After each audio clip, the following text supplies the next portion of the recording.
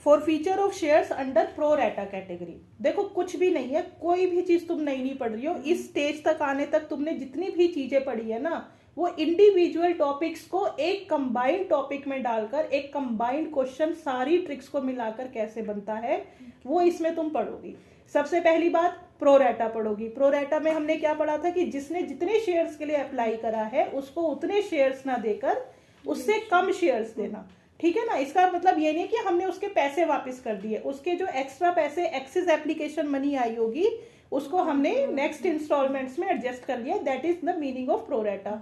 उसके बाद तुमने क्या करा, फॉरफीचर करा। भाई जिसने सारे पैसे नहीं दिए एक स्टेज के बाद उसके पैसों को कंपनी ने फॉरफीट कर लिया, ठीक है। और तीसरी चीज क्या थी, तीसरी चीज मैंने तुम्हें पढ़ाई थी कि जहां पे प्रो रेटा होगा वहां पे अप्लाइड और अलॉटेड का डिफरेंस होगा, तभी तो एक्सेस एप्लीकेशन मनी निकलेगी। तो अगर अप्लाइड गिवन है तो तुम्हें अलॉटेड निकालना है, अलॉटेड गिवन है तो तुम्हें अप्लाइड, और इन दोनों के बेसिस पे तुम क्या निकाल सकती हो, एक्सेस एप्लीकेशन मनी।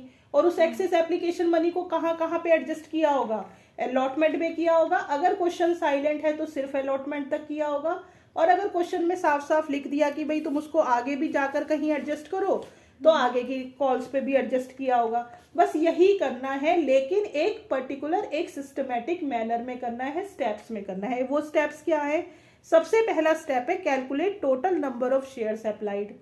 क्लियर। अगर तुम्हें अप्लाइड गिवन है तो अलॉटेड निकालो। मैंने क्या बोला, क्या समझाया था, जो चीज गिवन है उसको डिनोमिनेटर में रख दो। तो अगर अप्लाइड गिवन है तो total number of shares applied will be in the denominator multiplied by जितना उसने अप्लाई करा था, ठीक है। इससे हमें क्या मिलेगा, अलॉटेड मिलेगा, और दोनों के डिफरेंस से एक्सेस एप्लीकेशन मनी मिल जाएगी।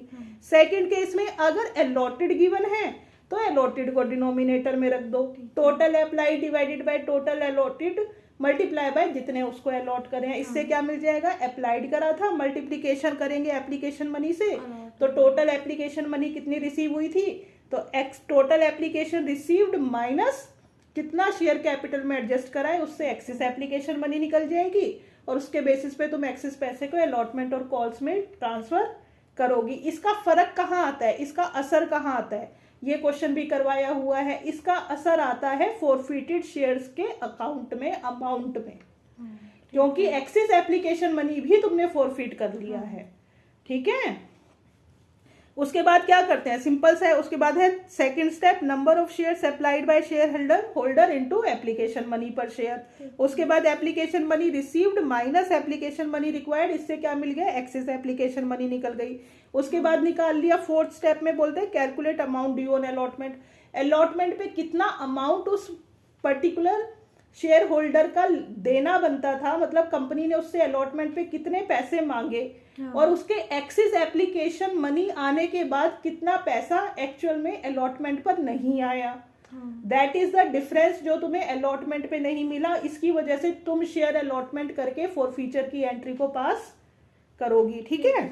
उसके बाद क्या करोगी, बस उसके बाद सिंपल है, अगर पैसा फर्स्ट कॉल पे गया है तो फर्स्ट कॉल पे भी वो पैसा आ जाएगा, और फिर नंबर ऑफ शेयर्स जैसे अभी री इशू की एंट्री कराई है, री इशू का देखना फुल्ली पेड अप है कि प्रीमियम पे है कि डिस्काउंट पे है।